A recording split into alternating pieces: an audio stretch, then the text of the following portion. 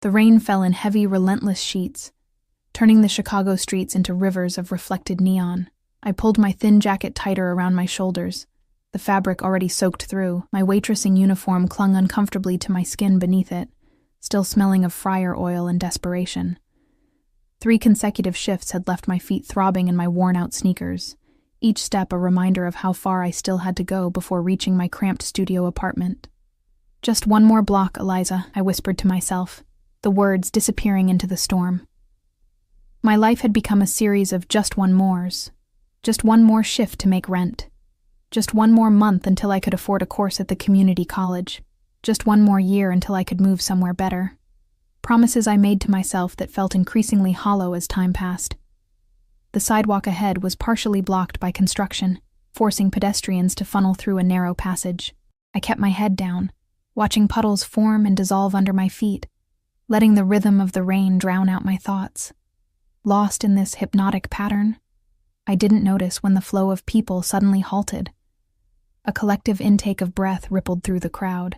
Something had changed in the atmosphere. A subtle shift in pressure, as if a storm cell had moved in. I looked up, momentarily confused by the sea of umbrellas now parting around something. Or someone. That's when I saw them. 3 black SUVs had pulled up alongside the sidewalk, their engines purring like predators. The windows were tinted so dark they seemed to absorb the streetlights rather than reflect them. 2 men emerged from the first vehicle, their movements synchronized and deliberate. They wore identical black suits despite the downpour, neither carrying umbrellas, their eyes hidden behind sunglasses even in the night. They scanned the area with mechanical precision before nodding toward the middle SUV.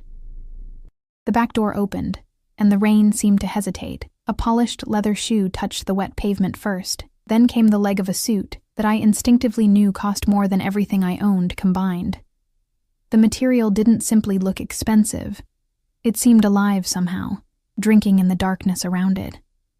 A man emerged, tall and broad-shouldered, his movements fluid yet controlled. Unlike his men, he carried an umbrella, though he didn't immediately open it. Instead, he stood in the rain for a moment, letting it wash over him as if testing its resolve against his own. His face remained in shadow, but I caught the gleam of a heavy watch as he finally raised his arm to open the umbrella with a snap that sounded like a gunshot in the night. The crowd around me had thinned considerably, people suddenly finding urgent reasons to be elsewhere. But my feet remained planted, my body too tired to register the danger my mind was screaming about. This was the kind of man you didn't stare at in this city. The kind whose name was whispered rather than spoken. The kind who owned people, not just things. I should have looked away.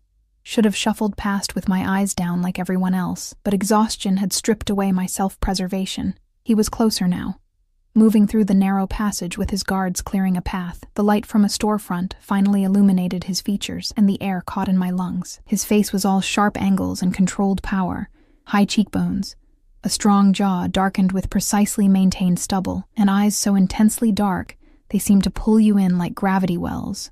He wasn't conventionally handsome.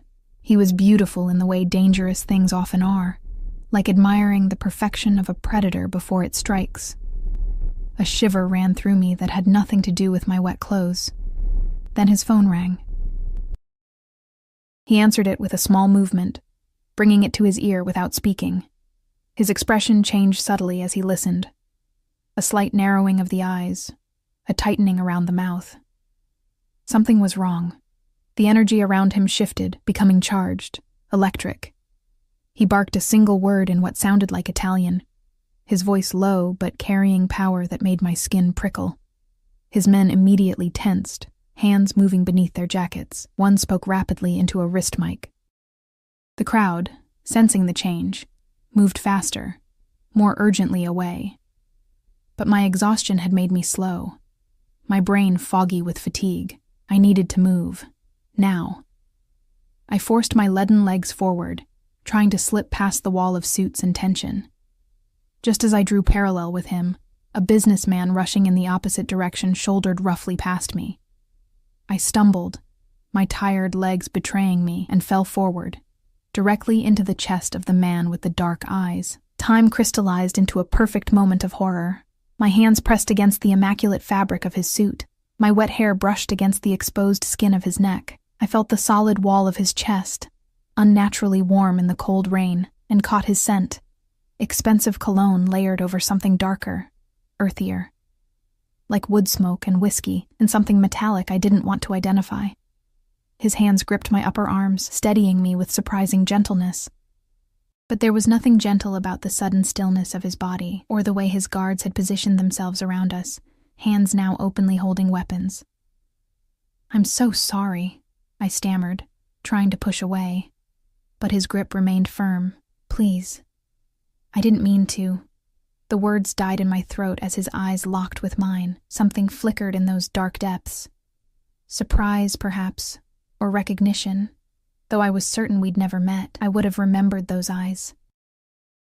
For one suspended moment, we stayed like that, connected by touch and gaze, the rain creating a curtain around us, separating us from the world.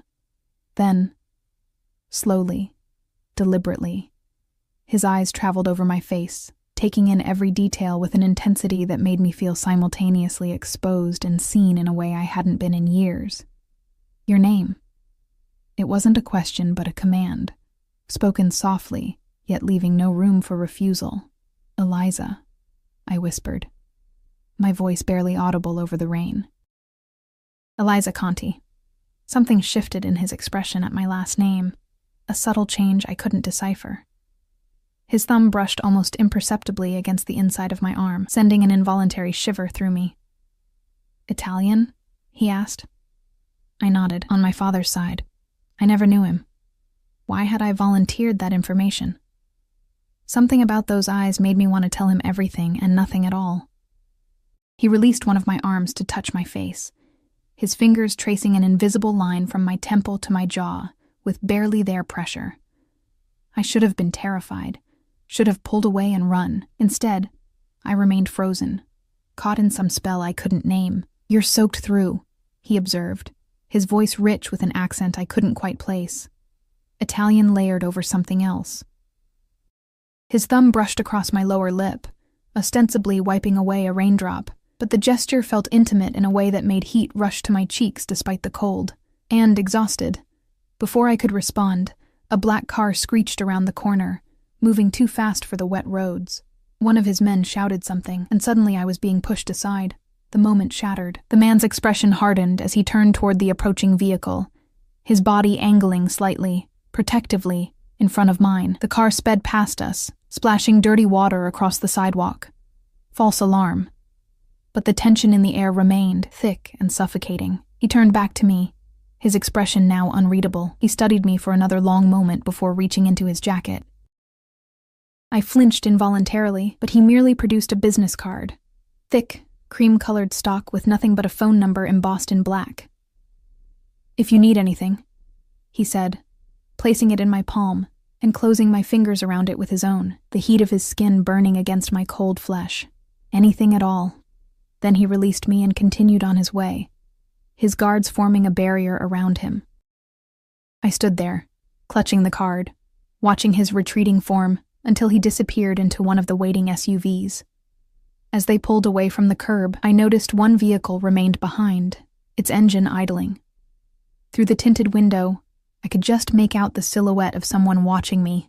I should have thrown the card away, should have run home and locked my door. Instead, I carefully tucked it into my pocket and continued walking, acutely aware of the SUV that now crawled along the street parallel to my path, maintaining the same pace as my tired steps.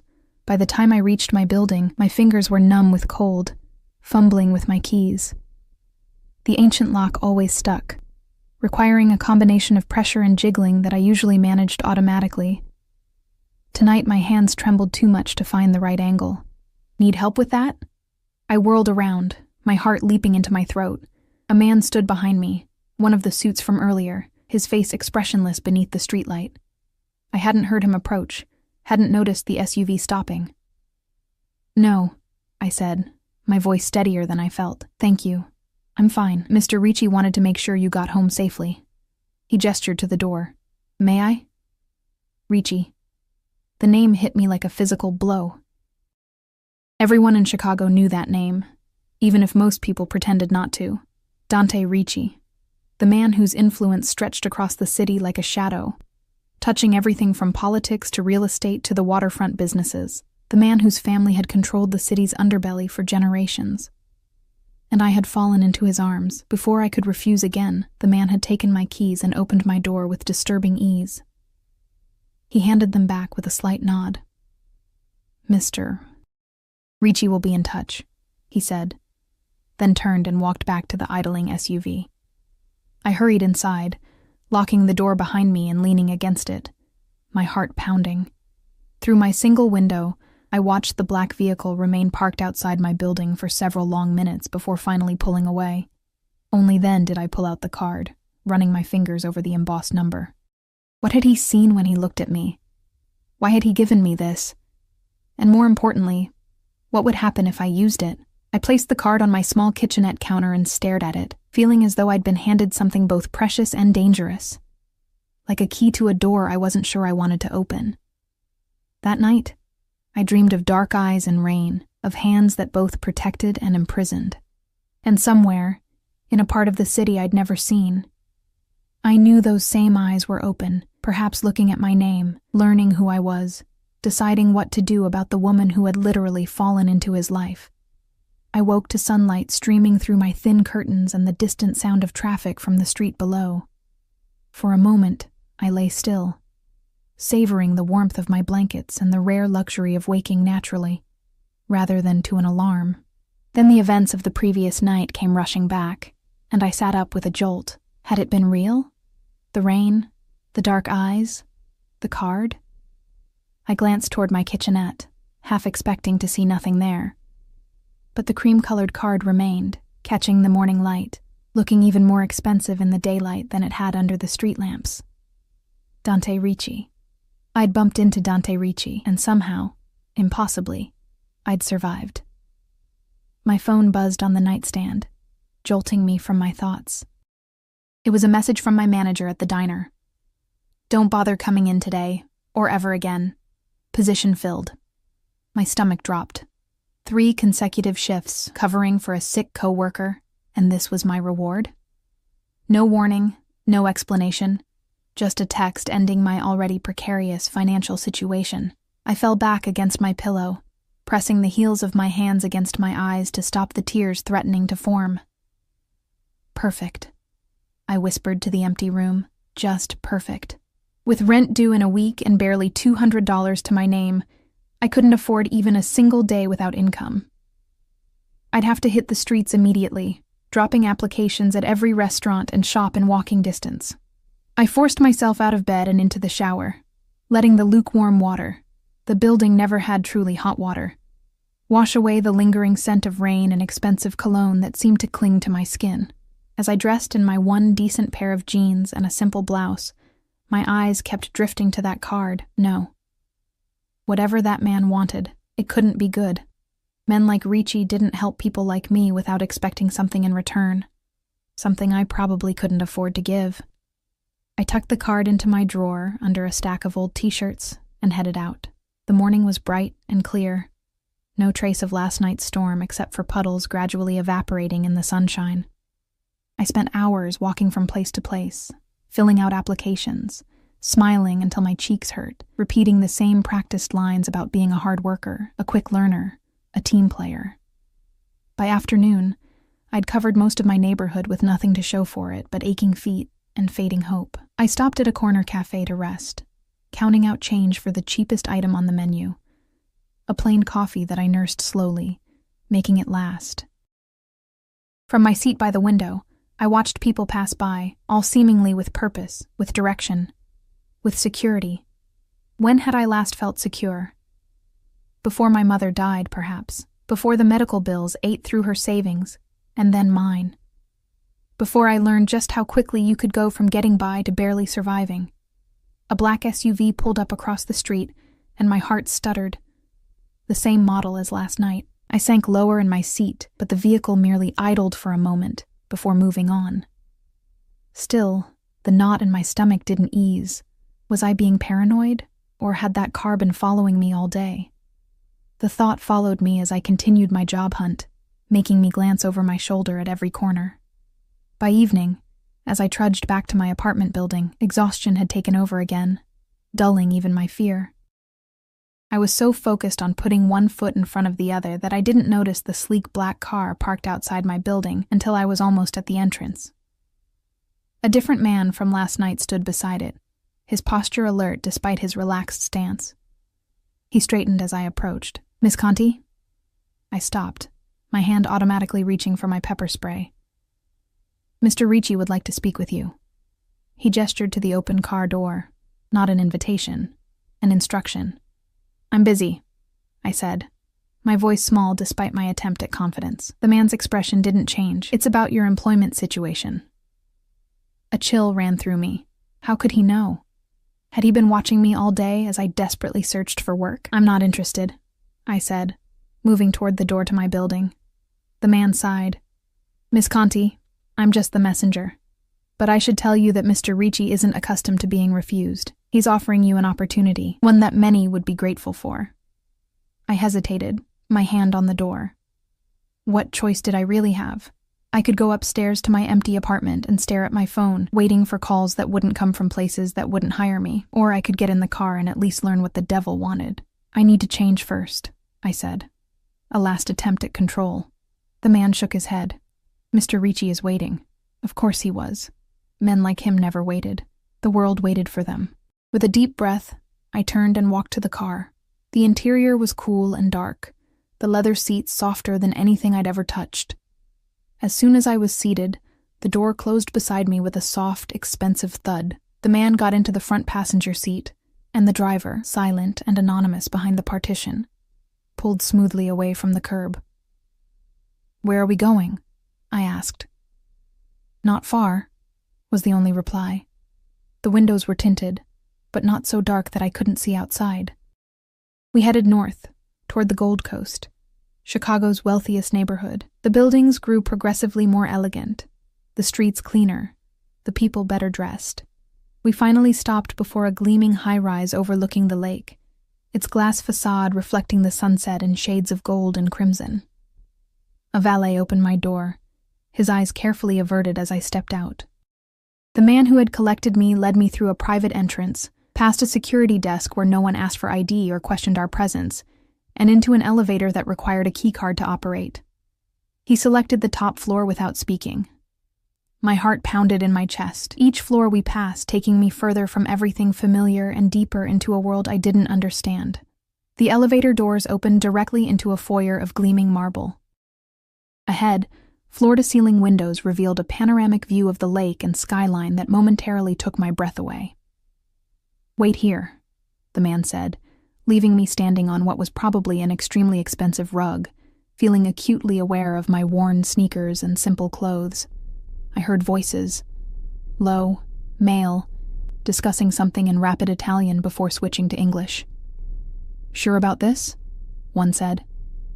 "Leave us," came the reply, a voice I recognized instantly. Footsteps approached, and then he was there. Dante Ricci, somehow even more imposing in daylight than he had been in the rain. He wore a charcoal suit, impeccably tailored to his broad shoulders and narrow waist. His dark hair was styled back from his forehead, emphasizing those intense eyes that now studied me with the same unsettling focus as before. "Eliza Conti," he said, my name somehow sounding different in his mouth. "Welcome." "You had me brought here," I said, trying to keep the tremor from my voice. "Why?" His lips curved slightly. Not quite a smile, but an acknowledgement of my directness. "You lost your job this morning," he stated, moving to a sideboard where crystal decanters caught the fading sunlight. "Tea? Coffee? Something stronger?" "How do you know that?" I demanded, ignoring his offer. He poured amber liquid into a glass for himself. "I make it my business to know things." "About waitresses?" This time he did smile, brief but genuine. "About people who interest me." He gestured toward a seating area, and after a moment's hesitation, I followed him, perching on the edge of a leather sofa while he took the chair opposite. The entire situation felt surreal, like I'd stepped into someone else's life. "Why do I interest you?" I asked, unable to keep the suspicion from my voice. He studied me over the rim of his glass. An excellent question. One I've been asking myself since last night. He set down his drink. Tell me about yourself, Eliza Conti. Why should I? Because I'm offering you a job, I blinked. A job doing what? Working here, in this penthouse. I stiffened. I'm not that kind of...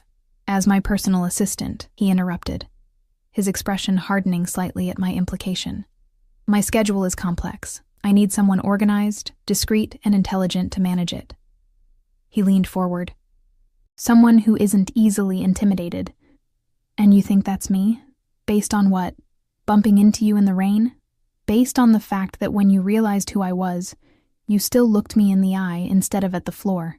Based on the fact that you're here now, asking questions instead of trembling. His gaze intensified. And yes, perhaps also because of the rain, I shook my head. You don't know anything about me. I know more than you think. He reached for a folder on the coffee table between us and opened it. Eliza Marie Conti, 25 years old, born to Maria Conti, father unknown, or at least unnamed on your birth certificate. Graduated high school with honors but turned down a partial scholarship to Northwestern to care for your mother during her illness. Worked 3 jobs simultaneously to pay her medical bills. After she passed, you maintained a series of service industry positions while taking night classes at the community college. Currently, one missed rent payment away from eviction. My mouth went dry. Every detail was accurate, laid out in his hands like he owned my history just as surely as he owned this building. How dare you? I whispered. I dare many things, Eliza. He closed the folder, including offering you a way out of your current situation. By working for you? I stopped myself. A what? His voice had gone dangerously soft. Say it. I met his gaze directly. A criminal. He didn't flinch at the word. If anything, he seemed amused by my audacity. I'm a businessman with diverse interests, he said smoothly. What I'm offering you is legitimate employment. Excellent salary. Benefits. Housing in this building, in fact. And what would I have to do for all that? Exactly what I said. Manage my schedule. Answer calls. Arrange meetings and travel. He picked up his glass again. Nothing illegal. Nothing immoral. Unless you consider organization a sin. I wanted to laugh at the absurdity of it all. Why me? There must be hundreds of qualified assistants in Chicago who would jump at this opportunity, undoubtedly. His eyes never left mine. But they aren't you. The way he said it, simple, direct, with an undertone I couldn't quite identify, sent a shiver down my spine. And if I say no, then my driver takes you home and you continue your job search tomorrow. He shrugged. I'm not in the habit of forcing people to work for me, Eliza. That would be counterproductive. But you are in the habit of investigating them and having them followed. A flash of something, approval, crossed his features.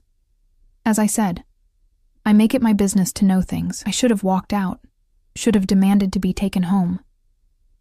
Instead, I found myself asking, what does it pay? He named a figure that made me blink. It was more than triple what I'd been making at the diner. That's the starting salary, he added, with a performance review after 90 days. My mind raced. With that kind of money, I could pay off my mother's remaining medical debt. Could re-enroll in college full-time rather than one class at a time. Could finally stop living on the edge of disaster. But at what cost? I need time to think about it, I said finally. He nodded, as if he'd expected this. Of course. He removed a phone from his jacket pocket and placed it on the table between us. This is yours if you accept. My number is programmed in. You have until tomorrow morning to decide. And if I take the phone but don't call? His lips quirked. Then you have a new phone. I hesitated, then picked it up. It was sleek, expensive. Probably the latest model. This seems like a lot for someone you just met. Perhaps. He stood, indicating our conversation was over. Or perhaps it's very little for something I want. The words hung in the air between us, laden with meaning I wasn't sure I wanted to decipher. As if summoned by thought alone, the man who had brought me appeared at the entrance to the room. Marco will take you home now, Ricci said, stepping closer. Close enough that I could smell that same cologne from last night, could see the tiny scar at the edge of his right eyebrow. Unless you'd like to stay for dinner? It was the first normal thing he'd said, almost human in its simplicity, and it caught me off guard. No, I said quickly. Thank you. I should go. He nodded, then surprised me by taking my hand. His touch was warm, his fingers wrapping around mine with gentle pressure as he turned my palm upward. With his other hand, he placed something cool and metal in my grasp. A key. The phone has my private number, he said, his voice low. The key is to the service entrance on the south side of the building. Either way, I'll be seeing you again, Eliza Conti. It wasn't a threat. It was a certainty, spoken with the confidence of a man who'd rarely, if ever, been denied what he wanted.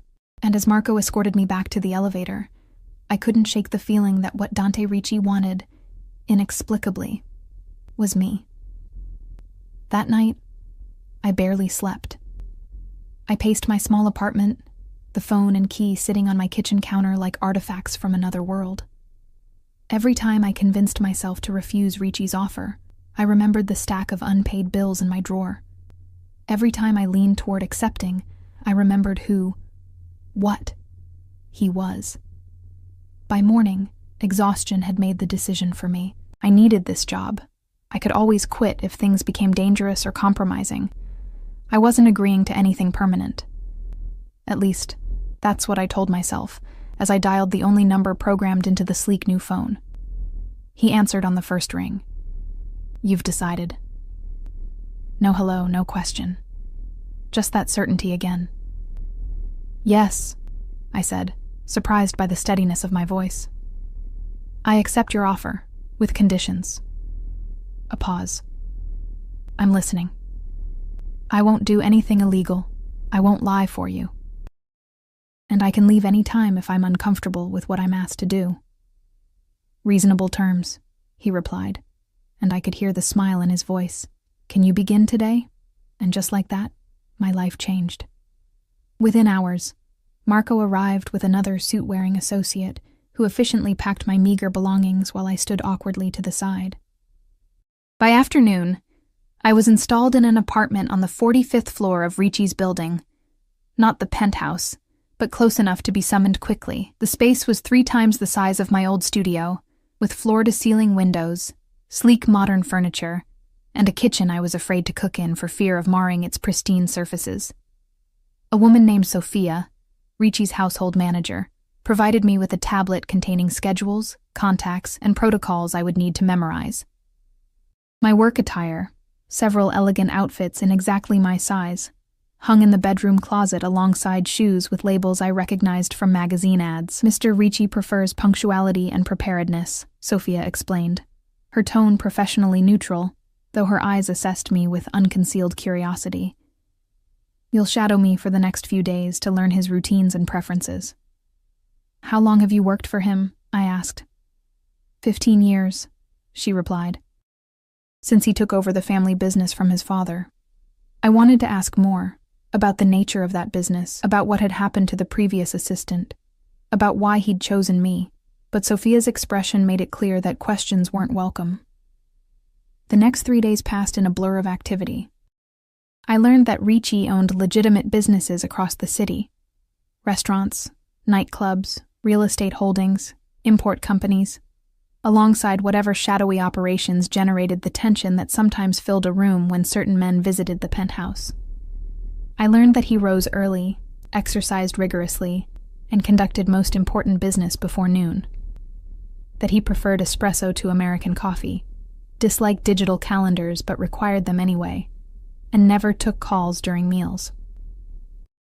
I learned that his men watched him with a mixture of fear and devotion I'd never seen before, that when he entered a room, everyone's attention shifted to him, like planets reorienting to a sun, that despite his brutally efficient schedule, he sometimes stood at the windows overlooking the city, so still and silent that he seemed almost vulnerable. Almost. On the 4th day, Sophia informed me that I would be taking over full assistant duties. He's pleased with your progress, she said, handing me a new security badge that would grant me access to additional areas of the building. Don't disappoint him.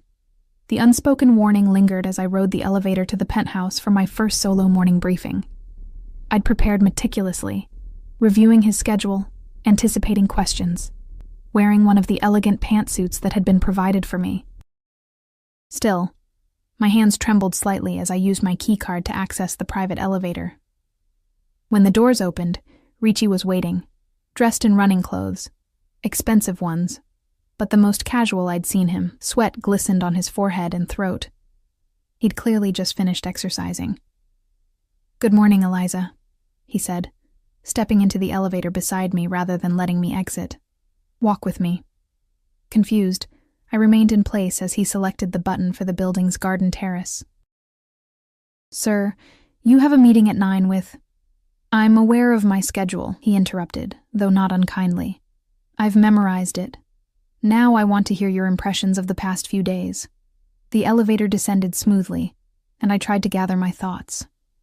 "Everything has been very efficient." A small smile touched his lips. "A diplomatic observation. What else?" "Your operation is impressive," I admitted, "though I still don't understand why you hired me." The doors opened onto a rooftop garden, an oasis of green 30 floors above the city streets. Ricci gestured for me to follow him along a stone path, winding between carefully tended plants and trees. "You know why people fear me, Eliza?" he asked, seemingly changing the subject. I hesitated. "Because of what you can do to them," he shook his head. "Because of what they imagine I might do. Perception is a powerful weapon." He stopped beside a small fountain, the sound of falling water creating a sense of privacy. "What do you perceive when you look at me?" The question caught me off guard. I looked at him. Really looked. Taking in not just the physical details I'd catalogued over the past days, but the essence of him, the controlled power in his movements, the weight of authority he carried, the moments of unexpected consideration I'd glimpsed. "Danger," I said honestly, "but not chaos. You're contained, deliberate." Something flashed in his eyes. Approval, perhaps. "That night in the rain," he said, his voice lower, "when you fell against me, what did you feel?" Heat rushed to my cheeks. "I don't." "You do," he insisted, stepping closer. "Tell me." "Fear," I whispered, "and—" I couldn't finish. "And?" He was close enough now that I could see the varied browns and blacks that made up his seemingly solid dark irises. "Recognition," I admitted. "Like I'd been waiting to bump into you without knowing it." The words hung between us, too honest, too revealing. I looked away, embarrassed by my own admission. His fingers gently turned my face back to his. "That's why I hired you, Eliza Conti. Because you see me clearly. Few people do." Before I could respond, his phone chimed. He checked it, his expression shifting to something harder, more distant. "The Canavan meeting needs to be moved up," he said, his tone all business now. "Call Marco and have the car ready in 20 minutes. I'll need the Westlake proposal files." Just like that, the moment was gone, replaced by the efficient rhythm of the workday. I followed him back to the elevator, making notes on my tablet, slipping into the professional role I was still learning. But something had changed. A line had been crossed, or at least identified, and I wasn't sure where it would lead. The weeks that followed established a pattern. During the day, I was the consummate professional assistant, arranging meetings, fielding calls, anticipating Ricci's needs before he expressed them. I learned the complex web of his business interests, the hierarchy of his organization, the subtle signals that indicated his mood. But there were moments, brief, electric moments, when the professional facade slipped, his hand lingering on mine when I passed him documents, his eyes finding me across crowded rooms. Late nights in his office when everyone else had gone, the conversation drifting from business to more personal matters. I learned that his father had died when he was 26, thrusting him into leadership earlier than expected, that he had an older sister who lived in Italy with her family, protected from the family business, that he spoke 4 languages fluently and played the piano when troubled. In turn, I found myself sharing pieces of my own life. My mother's long illness, my abandoned dreams of becoming an architect, the solitude that had defined my existence since her death. "You've been alone too long," he said one evening, as we shared a rare meal on his terrace, the city lights spreading below us like fallen stars. "It's not good for anyone to be so isolated." Says the man who keeps everyone at arm's length, I replied, emboldened by the late hour and the glass of wine I'd been nursing. Instead of taking offense, he laughed. A genuine sound I'd heard only a handful of times. Perhaps that's why I recognize it in you. I smiled, but a question had been nagging at me for weeks. Why hasn't anyone come looking for your last assistant? I never even heard their name. His expression shuddered. Because there wasn't one. Not for over a year. Why? He considered me for a long moment before answering. The position requires extraordinary trust, and you trust me? I couldn't keep the disbelief from my voice. After only a month? I trusted you the moment you looked into my eyes in the rain, he said simply, as if it were the most natural thing in the world. Some things can't be explained, Eliza. Only recognized. The intensity of his gaze made my heart race. I'd been fighting this attraction, this pull toward him, since that first night, trying to maintain professional boundaries, reminding myself of who he was and what he did. But in moments like this, those reminders seemed to matter less. It's getting late, I said, standing abruptly. You have an early meeting tomorrow. He rose as well, closer than I'd expected, always so concerned with my schedule. It's my job. Is that all this is to you? His voice had dropped to that dangerous softness. A job? I took a step back. It has to be. Why?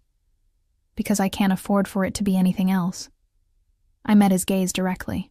I know who you are, Dante. What you do. It was the first time I'd used his first name. It felt intimate. Forbidden. Do you? He moved closer, erasing the distance I'd created. Or do you know what people say I do? Is there a difference? An ocean of difference. His hand came up to touch my face, his thumb tracing my cheekbone. Ask me. Anything. I'll tell you the truth. I should have asked about the businesses that operated after dark, about the men with guns who sometimes accompanied him, about the hushed conversations in Italian that stopped when I entered a room. Instead, I asked, why me? Really? His eyes softened, because when you look at me, you see the man, not the monster, because your hands didn't tremble when you touched me, even though they should have, because something in me recognized something in you. His fingers slid into my hair, cradling the back of my head. I knew I should pull away, knew this was crossing a line that couldn't be uncrossed. But I'd been drawn to this man since the moment we'd collided in the rain, pulled by forces I didn't understand. This is a mistake, I whispered, even as I leaned into his touch. No, he murmured, his lips now inches from mine. This is inevitable. When he kissed me, it was with a gentleness I hadn't expected, as if I were precious, breakable. His restraint was palpable, a man accustomed to taking whatever he wanted, suddenly careful, almost reverent. Then his phone rang, shattering the moment. He pulled back, his expression darkening as he checked the caller ID. I need to take this. I nodded, stepping away, grateful for the interruption that had prevented me from making what my brain insisted was a terrible mistake, even as my body and heart protested otherwise. We'll continue this conversation, he said, his eyes promising things that made my pulse quicken. But we didn't. At least not for several days. A crisis with one of his business interests took him away from Chicago, leaving me to manage his affairs from the penthouse. It was during this time that I began to understand the true nature of Dante Ricci's empire. I overheard conversations about shipments and territories, saw names in his contact list that I recognized from news reports about organized crime, found a locked drawer in his desk that I was expressly forbidden to open. The evidence of who he truly was accumulated, impossible to ignore. Yet alongside it grew my knowledge of the man himself, his loyalty to those who worked for him, his generosity to causes he supported anonymously, his unwavering adherence to a personal code I was still learning to decipher. He returned on the 5th day, earlier than expected. I was in his office, organizing files, when the elevator doors opened. He looked tired, his customary immaculate appearance slightly rumpled from travel. But his eyes, when they found me, brightened. "Welcome back," I said, maintaining professional decorum despite the memory of his lips on mine. He crossed the room in long strides, and took my face in his hands. "No more pretending," he said, his voice rough with emotion. "No more walls between us." This time when he kissed me, there was nothing gentle about it. This was passion unleashed, desire finally acknowledged. His arms wrapped around me, pulling me against him as if he could erase the very space that separated us, and I responded with equal fervor, weeks of suppressed feelings breaking free. "Tell me to stop," he murmured against my neck. "Tell me this isn't what you want. I can't." I gasped as his lips traced fire along my skin. "I won't." He lifted me effortlessly, setting me on the edge of his desk, his body pressing between my thighs as his hands tangled in my hair. "Do you have any idea what you do to me? How I've thought of nothing but you?" I couldn't speak, could only pull him closer, surrendering to the chemistry that had been building since that rainy night. His hands were everywhere, claiming, exploring, as if he needed to map every inch of me. Then suddenly he froze, his body tensing. I heard it a moment later, the elevator chime, announcing an arrival. Dante moved with astonishing speed, placing himself in front of me, shielding me from view as the doors opened to reveal Marco and another man I didn't recognize. "Sir," Marco began, then stopped, taking in the scene. "Apologies for the interruption. We have a situation." Dante's posture shifted subtly. "What kind of situation?" "The kind that requires your immediate attention." Marco's eyes flickered to me briefly. "Give us a moment," Dante said, his tone leaving no room for argument. When they'd stepped back into the elevator, he turned to me. His expression had changed, hardened into the mask he wore for business. "I need to handle this," he said, straightening his tie. "Wait for me here." "Dante." I caught his arm. "What's happening?" His eyes softened momentarily. "Nothing for you to worry about," but there was a tension in his jaw that belied his reassuring words. "Don't lie to me," I said quietly. He cupped my face. "Never that. But there are parts of my life you're not ready to see."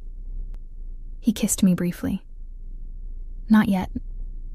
With that cryptic statement, he left me standing in his office, my lips still burning from his kiss, my mind racing with questions I wasn't sure I wanted answered.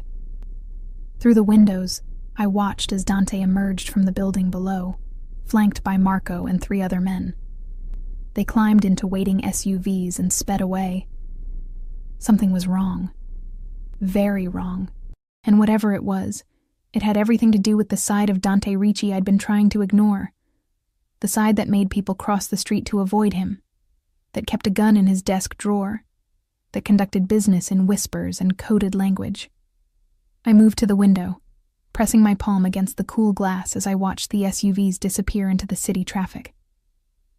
I'd allowed myself to fall for a man I didn't fully know, a man whose world operated by rules I didn't understand. What had I gotten myself into? The question echoed in my mind as night fell over Chicago. And still, Dante didn't return. Dante didn't come back that night. Or the next day. Sophia arrived in the morning, her expression grim. "Mr. Ricci has been called away on urgent business," she informed me, her tone revealing nothing. "You'll continue managing things here in his absence." "When will he return?" I asked, trying to keep my voice neutral. She gave me a measuring look. "When the situation is resolved." "What situation, Sophia?" I pressed. "What's going on?" Her posture stiffened. "That's not your concern," but it was.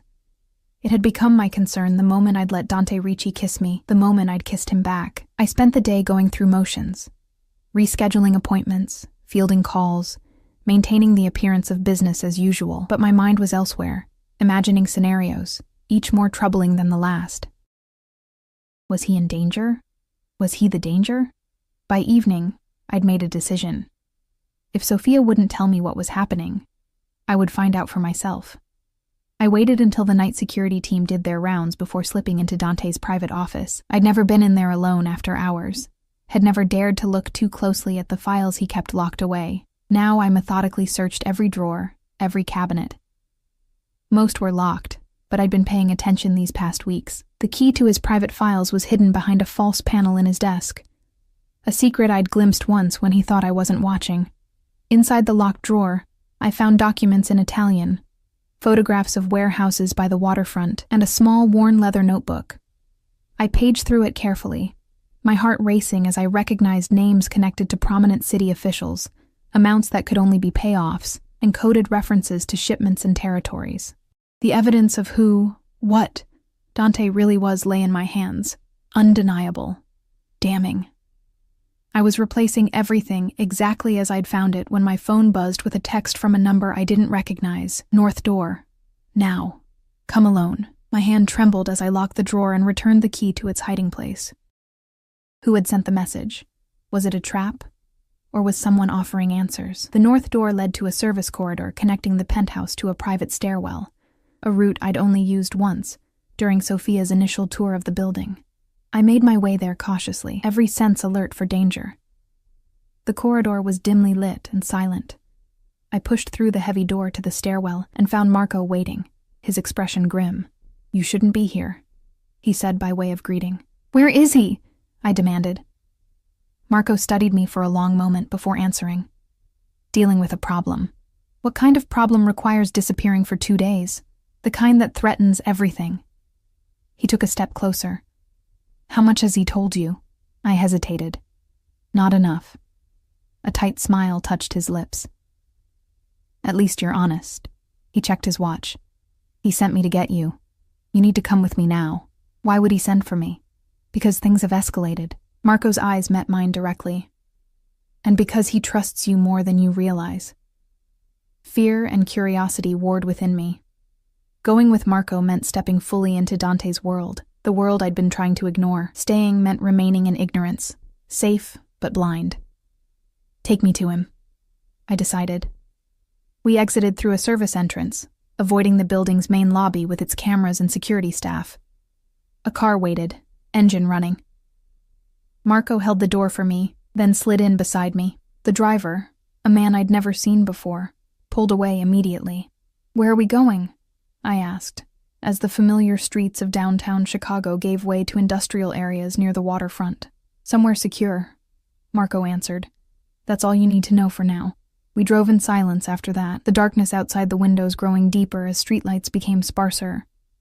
Finally, we pulled up to what appeared to be an abandoned warehouse. 2 men stepped from the shadows as we approached, hands visibly resting on weapons beneath their jackets. Marco exchanged quiet words with them before escorting me inside. The exterior's decrepit appearance was deceptive. Inside, the space had been converted into what looked like an operational center. Maps covered one wall, surveillance monitors another. Men and women moved with purpose between workstations, a sense of controlled urgency permeating the air. And in the center of it all, standing over a table covered with documents, was Dante. He looked up as we entered, his face showing first surprise, then anger, as his eyes locked with Marco's. "I told you to keep her away from this," he said, his voice dangerously soft. "She was already looking," Marco replied evenly. "Better she hears the truth from you than pieces it together herself." Dante's jaw tightened, but he gave a curt nod. "Leave us." Marco and the others filed out, leaving us alone in the cavernous space. Dante looked different, harder, more dangerous than I'd ever seen him. His customary suit was replaced by dark jeans and a black shirt, and the shadows under his eyes spoke of sleepless nights. "You shouldn't be here," he said, echoing Marco's earlier words. "Neither should you," I countered. "What's happening, Dante?" He ran a hand through his hair, a rare gesture of uncertainty. "A war is brewing. One I've been trying to prevent." "A war? Between who?" "Rival organizations. Territories being contested." He moved closer. "I've maintained peace in this city for years by establishing clear boundaries, clear rules. Someone's trying to upset that balance." "By doing what?" His eyes hardened. "By targeting me. And by extension, everyone connected to me." The implication hit me like a physical blow. "Including me." "Yes." His voice softened slightly. "That's why I wanted you kept away, safe. But Marco brought me here. Marco thinks I need you." A muscle worked in his jaw. "He's not wrong." I took a step closer. "Then tell me everything. No more half-truths." For a moment, I thought he would refuse. Then he gestured to a side room. "Not here." The room was small, furnished only with a desk and chairs. Dante closed the door behind us, then faced me, his expression grave. My father built our organization on certain principles, he began. Territory, respect, family. When he died, I inherited not just his business, but his enemies. I've spent years building alliances, neutralizing threats, establishing a balance that keeps bloodshed to a minimum. And now? Now someone wants to destroy that balance. A rival from New York has formed an alliance with a faction here in Chicago. People who were once loyal to my father, but see me as too modern, too soft. His lips twisted in a humorless smile. They've made their first move. 2 of my lieutenants were killed 3 nights ago.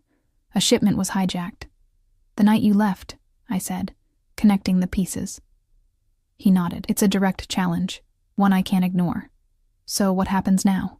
I asked, dreading the answer. Now I respond, decisively. The coldness in his voice sent a chill through me. This was the side of Dante I'd glimpsed but never fully acknowledged, the leader capable of violence, of retribution. And then what? More killing? More retaliation? I shook my head. There has to be another way. He stepped closer, his eyes intense. This is my world, Eliza. This is who I am. It's not all you are, I insisted. I've seen the other sides of you. But can you accept this side? He took my hands in his, because I can't change it. Not completely. Not yet. The qualifier, that not yet, hung in the air between us. What does that mean?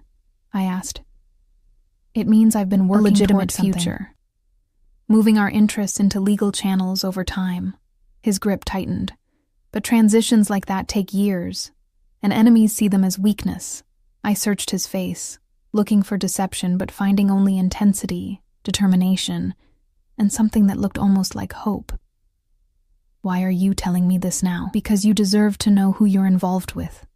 His voice dropped lower, and because I need you to understand the danger you're in, just by being connected to me. Fear tightened my chest, but not for the reasons he might have expected. Not fear of him, but for him. For us. For whatever this thing between us was becoming. I found your notebook, I admitted. Tonight, before Marco came. I know about the officials on your payroll, about the shipments. His expression didn't change. And I'm still here. Something shifted in his eyes, relief, perhaps, or wonder. He pulled me closer, one hand coming up to cradle my face. Do you have any idea how extraordinary you are? Before I could respond, the door burst open. Marco stood there, tension radiating from him. They've found us, he said simply. Dante's transformation was immediate. Gone was the man who had held me with such tenderness. In his place stood someone harder, colder. A commander preparing for battle. Secure the perimeter, he ordered, already moving toward the door. Get the cars ready for evacuation. Dante, I caught his arm. What's happening? They're here. His voice was tight. The men who want to destroy everything I've built. How did they find this place? A shadow crossed his face. We have a traitor in our ranks. The word hung in the air, poisonous with implication. Trust was everything in Dante's world. Betrayal, unforgivable. What do we do? He paused at my use of we, something flickering in his eyes. Then he pressed a small handgun into my palm. You stay close to me. If anything happens, you use this. The weapon felt alien in my hand, heavy with potential violence. I've never... Point and pull the trigger, he said grimly. Aim for center mass. Don't hesitate. He was moving again before I could protest further, pulling me along beside him as he returned to the main room. The atmosphere had changed completely. Lights dimmed, positions taken up near windows and doors, weapons drawn. Status, Dante demanded. 3 vehicles approaching from the east, someone reported. Estimate 8 to 10 men. Identities. Castellano's crew, based on vehicle descriptions. A muscle ticked in Dante's jaw. Evacuation route? West entrance is clear. Cars waiting. Dante nodded. Hold positions. If they breach, cover our exit. He turned to me, his expression grave. Stay between Marco and me. Do exactly as I say. If I tell you to run, you run. Understand? I nodded, too numb with fear to speak. The next moments passed in a blur of tension and hushed orders. Outside, vehicles approached, engines cutting off as they neared the warehouse. Men positioned themselves in defensive formations, weapons ready. Dante stood tall amidst them, radiating a deadly calm that was somehow more frightening than panic would have been. Then the shooting started. The first explosion of gunfire made me flinch. Dante pushed me down behind a metal desk, his body partially shielding mine as bullets tore through windows and pinged off metal surfaces. The sound was deafening, disorienting. "We need to move," Marco shouted above the noise. "They're trying to surround us." Dante gave a sharp nod. "Back exit. Now," with his hand gripping mine, we moved in a crouched run toward the rear of the warehouse, Marco covering our path. Other men provided suppressing fire, buying us time. The air was thick with gun smoke and plaster dust from bullets hitting walls. We had almost reached the exit when a figure stepped from the shadows ahead. I recognized him vaguely. One of the newer security men from Dante's building. He raised his weapon, pointing it directly at Dante's chest. "Castellano sends his regards," he said. Time seemed to slow. I saw Dante's hand moving toward his own weapon, saw the traitor's finger tightening on the trigger. Without thinking, I raised the gun Dante had given me and fired. The recoil shocked me, the sound explosive in the enclosed space. The man's expression registered surprise as he staggered backward, his shot going wide. Dante finished what I'd started, firing twice more with deadly precision. Then we were moving again, burst through a back door into the cold night air. Cars waited, engines running. Dante practically threw me into the nearest one, following close behind. Marco took the wheel, and we accelerated away from the warehouse as more gunfire erupted behind us. "Are you hurt?" Dante demanded, his hands moving over me, checking for injuries. I shook my head, unable to speak. My hands trembled violently, the gun still clutched in my grip. Gently, Dante pried my fingers from the weapon and tucked it away. "You saved my life," he said quietly. I looked down at my hands, expecting to see blood. There was none, but I could still feel the trigger beneath my finger. The horrifying moment when I'd chosen Dante's life over another's. "I killed him," I whispered. "No." Dante's voice was firm. "I did. Your shot wounded him, but it didn't matter. I'd fired with intent, had crossed a line I could never uncross." Dante pulled me against his chest, his arms encircling me protectively as I began to shake with delayed shock. "I'm sorry," he murmured into my hair. "I'm so sorry you had to be part of this." "Where are we going?"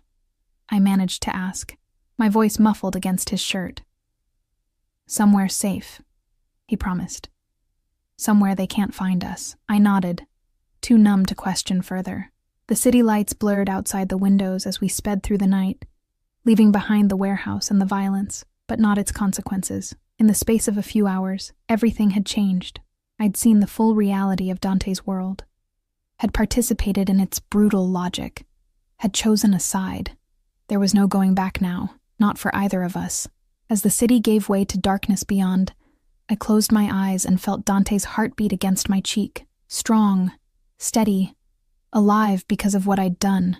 Whatever came next, whatever price we'd pay for this night, we would face it together.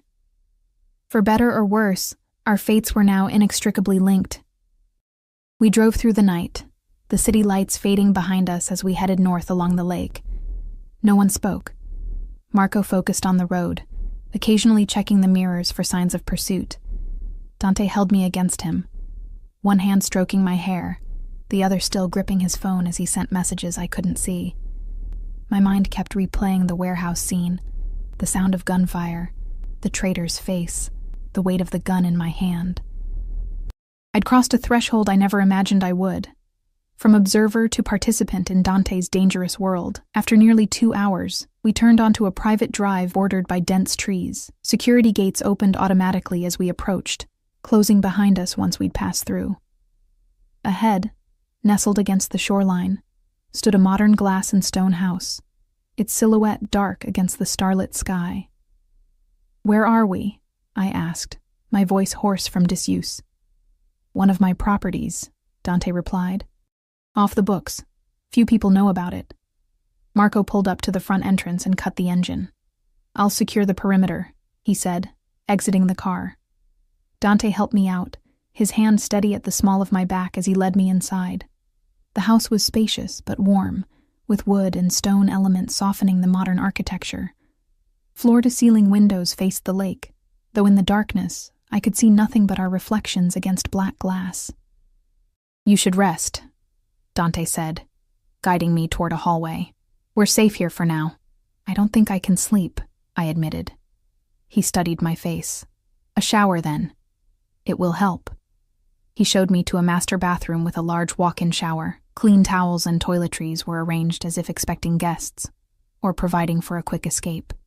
I wondered how many times Dante had needed such refuges. "There are clothes in the closet," he said. "Help yourself to whatever fits." When he turned to leave, I caught his wrist. "Don't go." Something flickered in his eyes, surprise, perhaps, or relief. "I'll be right outside." The hot water helped more than I expected, washing away the physical remnants of the night. The smell of gunpowder, the grit of plaster dust, the cold sweat of fear, but it couldn't wash away the memory or the knowledge of what I'd become part of. I found a soft sweater and leggings in the closet, both new with tags still attached, both mysteriously in my size. Another reminder of Dante's meticulous planning, his attention to details most people would overlook. When I emerged, Dante was waiting in the adjacent bedroom, sitting on the edge of the bed with his head in his hands. He looked up as I entered, and the rawness in his expression took me aback. For the first time since I'd known him, he wasn't carefully controlling what he allowed others to see. "I never wanted this for you," he said. "Any of it." I moved to stand before him, but it happened, and we can't undo it. "No." He reached for my hands. "We can't." I let him pull me closer until I stood between his knees, his forehead resting against my stomach. I threaded my fingers through his hair, offering what comfort I could. "What happens now?" I asked. He lifted his head to meet my gaze. "Now we survive. We regroup. We end this war before it truly begins." "How?" "By finding the source of the betrayal. By cutting it out like the cancer it is." The coldness in his voice sent a shiver through me. This was the Dante Ricci the world feared. The man who had built and maintained an empire through whatever means necessary. "And then?" I pressed. His expression softened slightly. "And then we rebuild, differently, if possible." "If possible," I echoed, searching his face. "Is it? Really?" He was quiet for a long moment. "I've been working toward it, moving investments into legitimate channels, establishing legal businesses that can eventually replace the other operations. But it's complicated. There are people who depend on me, families who've been loyal for generations, arrangements that can't be undone overnight." He sighed. "And there are those who would see any change as weakness, who would exploit it, like they're trying to do now." I sat beside him on the bed, suddenly exhausted. "I don't know if I can live like this, Dante." Looking over my shoulder, surrounded by violence. He tensed. "You want to leave?" "No," I said honestly. "I want things to be different." His arm slid around me, pulling me against his side. "So do I. More than you know." We sat in silence for a time, the weight of everything that had happened, everything still to come, settling around us. Outside, I could hear waves lapping at the shore, a peaceful counterpoint to the turmoil within. "When my father was dying," Dante said eventually, "he made me promise to protect our family. Not just our blood relatives, but everyone under our care. He believed power came with responsibility." His voice grew softer, but he also warned me that our way of life wouldn't last forever, that I would need to find a new path eventually. "And have you been looking for that path?" He nodded. "For years. Quietly, carefully. But tonight shows how dangerous that search can be." I turned to face him, taking his hands in mine. "Then don't do it alone anymore." His eyes searched mine. "You can't possibly want this life." "I want you," I said simply. "The rest we'll figure out together." The admission hung between us, raw and honest. Dante's hand came up to cup my face, his thumb brushing across my cheekbone with infinite tenderness. "I've never deserved you," he whispered. "From that first moment in the rain, I knew you were too good for my world. But I couldn't stay away. I don't want you to stay away. I leaned into his touch. I want you to trust me, to let me help. He studied me for a long moment, something shifting in his expression. Then he stood, pulling me up with him. Come with me, he said, leading me through the house to what appeared to be a study. Inside, he unlocked a hidden panel in the wall to reveal a safe. From it, he removed a laptop and several thick folders, which he laid out on the desk. This is everything, he said. My plan for transitioning our operations, financial records, property holdings, legitimate business investments. He met my gaze steadily. No one else has seen all of this? Not even Marco? The trust implicit in the gesture wasn't lost on me. Why show me now? Because you're right. I can't do this alone. He opened the laptop. And because if something happens to me, someone needs to know the full picture. Nothing's going to happen to you, I said fiercely. A sad smile touched his lips. In my world, Eliza, that's not a promise anyone can make. We spent the next several hours going through the documents. I learned more about Dante's operations in those hours than I had in all my weeks working for him.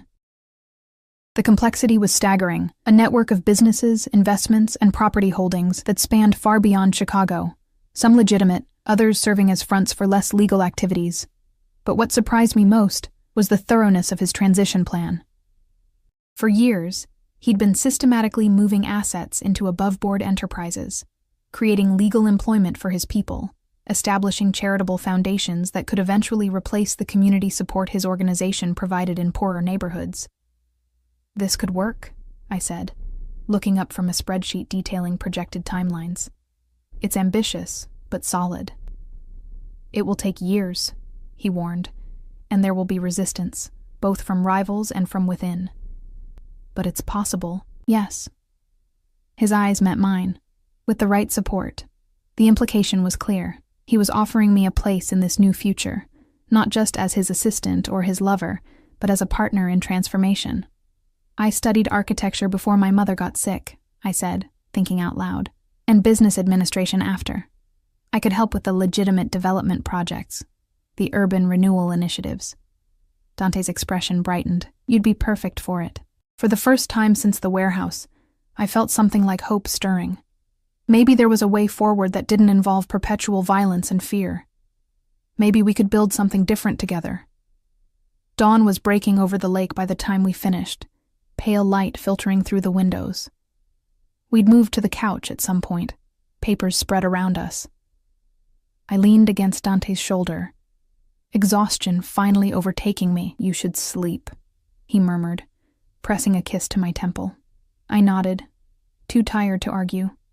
He helped me back to the bedroom, drawing the blinds against the morning light. As I slid beneath the covers, he moved to leave. Stay, I said, reaching for his hand. Please. He hesitated only briefly before removing his shoes and jacket and lying down beside me. I curled against him, my head on his chest, his heartbeat steady beneath my ear. What happens tomorrow? I asked, fighting to keep my eyes open. His arms tightened around me. We face whatever comes, together. I nodded, sleep already claiming me. The last thing I felt was his lips against my forehead, gentle as a promise. I woke hours later to an empty bed and the sound of voices from elsewhere in the house. Dante's side of the mattress was cold. He'd been gone a while. I pulled on a robe I found in the closet and followed the sounds to the kitchen. Dante stood with Marco and two other men I recognized from his security team, bent over papers spread across the kitchen island. They fell silent as I entered, all eyes turning to me. Any news? I asked, crossing to stand beside Dante. He placed a protective arm around my waist. We've identified several of Castellano's men from the warehouse. 2 were killed in the firefight. The rest escaped. What about our people? Something flashed in Dante's eyes at my use of our. Approval, perhaps, or gratitude. 1 wounded, being treated by our doctor. The rest scattered to safe houses as planned. And the traitor? Dead, Marco confirmed, his expression grim. But we don't know if he was working alone or if there are others. There are always others, one of the other men said darkly. Dante's jaw tightened, which is why we need to move quickly. The longer this drags on, the more vulnerable we become. What's the plan? I asked. The men exchanged glances, clearly uncomfortable with my presence in this conversation, but Dante's arm remained firmly around me, his stance making it clear I belonged there. "We've arranged a meeting," he said. "Neutral ground. Representatives from the major families to discuss a resolution." "A trap," the third man muttered. "A calculated risk," Dante corrected. "One we've prepared for." "When?" I asked. "Tonight, 8 o'clock. My heart stuttered. "So soon?" "We can't afford to wait." Dante's expression was resolute. "The longer we appear weakened, the more others will try to move against us." I understood the logic, but fear still coiled in my stomach. "What can I do to help?" Again, that exchange of glances between the men. This time, Marco spoke. "With respect, Miss Conti, this isn't—" "Eliza stays," Dante interrupted, his tone brooking no argument. "She's proven herself, more than some who've been with us for years." His gaze swept over the men, a clear reminder of the betrayal they'd experienced. No one argued further. Instead, they turned to the plans before them, diagrams of a restaurant, security positions, exit routes. I listened carefully, offering occasional suggestions about timing and logistics that seemed to surprise them with their practicality. As the meeting concluded, and the men moved to make preparations, Dante pulled me aside. "You don't have to be part of this," he said quietly. "You can stay here, where it's safe." "No," I met his gaze steadily. "If you're going, I'm going." "Eliza." "I'm not hiding while you risk your life, Dante. Not anymore." I placed my hand against his cheek. "You said we'd face things together. Did you mean it?" His expression softened. "Yes, I meant it." "Then trust me to stand with you, not just in the planning, but in the execution." For a long moment he studied my face. Then he nodded. "Decision made." "You'll stay close to me," he said. "Marco will be your shadow if we're separated.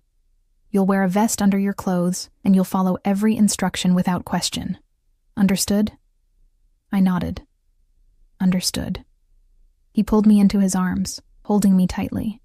"I never thought I'd find someone who would stand with me like this," he murmured against my hair. "Neither did I admitted. "But here we are." The rest of the day passed in careful preparation. I was fitted with a lightweight body armor vest, given instructions on emergency protocols, and briefed on who would be attending the meeting. Dante was never far from my side, his hand often finding mine, his eyes seeking reassurance that I hadn't changed my mind.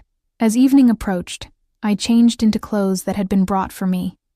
An elegant black dress that could accommodate the vest underneath, with a matching coat that concealed more than it revealed. Dante wore one of his impeccable suits, the picture of power and control. Only I could see the tension in his shoulders, the hypervigilance in his gaze.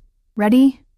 he asked as the cars were brought around. I took his hand, lacing my fingers through his. "Ready." The drive to the restaurant was tense, our convoy moving through Chicago's streets with practiced precision. Security teams had already secured the venue, an upscale Italian restaurant owned by a neutral third party, closed to the public for the evening. As we pulled up, Dante turned to me. "Remember what I told you. Stay close. Follow instructions. If anything happens—" "I know," I assured him, squeezing his hand. "I remember everything." The restaurant was dimly lit, private dining rooms arranged around a central space where tables had been configured for the meeting. Men I recognized from photographs were already seated, their security positioned discreetly around the perimeter. Dante entered with confident strides, his hand at the small of my back. Conversations hushed as heads turned toward us. I felt the weight of evaluating stares, the silent questions about my presence. At the head of the table sat an older man with steel-gray hair and cold eyes. Anthony Castellano, the New York boss who had allied with Dante's enemies. Beside him was a familiar face that made my blood run cold. Vincent Moretti, one of the regular visitors to Dante's penthouse, always treated with respect, but never with warmth. "Ricci," Castellano acknowledged. "Bold of you to show up after what happened." "Even bolder to bring your woman," Moretti added, his eyes lingering on me with inappropriate interest. Dante's expression remained impassive. "Miss Conti is here as my advisor. She stays." Castellano shrugged, a gesture of false indifference. Your funeral. Dante pulled out my chair before taking his own. Let's not waste time. We all know why we're here. The next hour was a masterclass in negotiation, threat, and counter-threats. Dante laid out evidence of Castellano's incursion into his territory, of Moretti's betrayal, of the coordinated effort to undermine his authority.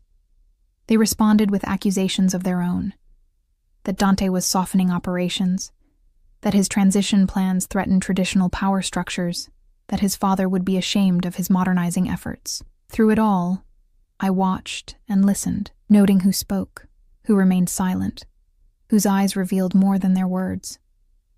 Occasionally, Dante would turn to me for a whispered consultation, a gesture that clearly irritated the traditionalists at the table. The old ways are dying, Dante said finally, his voice carrying authority throughout the room. We can evolve, or we can tear each other apart fighting over scraps of a diminishing empire. Pretty words, Castellano sneered. But words don't hold territory. No, Dante agreed. Actions do. He nodded to Marco, who placed a flash drive on the table. On this drive is evidence of financial fraud within your organization, Anthony. The kind that interests federal prosecutors.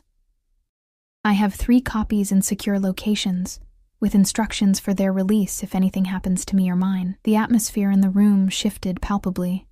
Castellano's face flushed with anger, while Moretti paled. You wouldn't, Moretti said. It would damage all of us. I would, Dante countered. Because unlike you, I've prepared for a different future. One that doesn't depend on the old structures. Castellano's eyes narrowed. Your father. My father understood adaptation, Dante interrupted. He prepared me for this moment, for this choice. The tension in the room was thick enough to cut. I felt rather than saw the subtle shifts in position as security personnel on both sides prepared for potential violence. Then Castellano laughed, a harsh, unexpected sound. You've got balls, Ricci. I'll give you that. He leaned forward. What are your terms? Relief coursed through me as negotiations began in earnest. Territories were redrawn, compensations agreed upon for recent losses, and timelines established for gradual transitions of power. Throughout the delicate process, Dante remained firm but fair, never yielding on essential points, but offering concessions on others. By the time signatures were placed on documents nearly 2 hours later, a fragile peace had been established. Not perfect, not permanent, but a foundation to build upon. As we prepared to leave, Castellano approached me directly for the first time. You're either the bravest woman I've ever met, he said, studying me with curious eyes, or the most foolish. Perhaps both, I replied evenly. A smile creased his weathered face. He's different with you, stronger, yet softer somehow. He glanced at Dante, who was speaking with Marco nearby. Maybe there's something to this new way after all. We left the restaurant under the watchful eyes of both allies and former enemies, the night air cool against my flushed skin. In the car, Dante finally allowed his rigid control to relax slightly, his shoulders dropping as he exhaled deeply. It's done, he said, taking my hand. For now, I amended. He nodded, acknowledging the truth of it. For now, but it's a beginning. We returned to the lake house rather than the city, both needing space and time away from the pressure. As security teams established perimeters outside, Dante and I stood on the deck overlooking the water, the moon casting a silver path across the gentle waves. What you did tonight, he said, turning to face me. Standing with me, advising me, showing no fear even when surrounded by the most dangerous men in the region. He shook his head in wonder. I've never seen anything like it. I was terrified, I admitted. But not of them. I was afraid of losing you, of losing this chance to build something different. He pulled me into his arms. We won't lose it. I promise you. For the first time, I truly believed him, not because the danger had passed. It hadn't, not entirely, but because we'd faced it together and emerged stronger. I love you, I said, the words slipping out naturally, inevitably. I think I have since that night in the rain. His eyes softened, vulnerable in a way I'd rarely seen. I loved you from the moment you looked at me without fear, when you saw me, really saw me, as a man, not a monster. His lips found mine in a kiss that felt like both a culmination and a beginning. When we finally parted, he rested his forehead against mine. "Marry me," he whispered. The request, simple, direct, heartfelt, took my breath away. "Are you sure?" With everything still unsettled, I've never been more certain of anything. His hands frame my face. "Whatever comes next, whatever challenges we face, I want to face them with you beside me. Not as my assistant or my advisor, but as my wife, my partner in everything." I searched his eyes and found only truth there. The same man who had given me his card in the rain, who had shown me his world with all its darkness and light, who had trusted me with his plans for a different future. "Yes," I said. "Yes, I'll marry you." His smile was radiant, transforming his entire face. He lifted me off my feet, spinning us in a circle as laughter, genuine, unburdened laughter, escaped us both. Later that night, as we lay together watching moonlight filter through the windows, I traced the lines of his face with gentle fingers. "Do you think we can really do it?" I asked. "Change everything?" "Not everything," he said thoughtfully. "And not overnight. But yes, I believe we can transform the core of it. Build something that honors the past, but looks to the future." His hand covered mine. Something our children could inherit without shame. The mention of children, of a family, a legacy rewritten, filled me with unexpected warmth. From that chance encounter in the rain to this moment of quiet planning, our lives had become irrevocably intertwined. The path ahead wouldn't be easy or straight, but we would walk it together, from darkness to light, I murmured, remembering something he'd said during the negotiations. "With you beside me," he agreed, pulling me closer, "I believe anything is possible." And as I drifted toward sleep in his arms, I knew that whatever tomorrow brought, whatever challenges we would face in the weeks, months, and years to come, we had found in each other a shelter from life's storms, not a golden cage or a prison, but a home built on trust, respect, and love. A home we would defend together,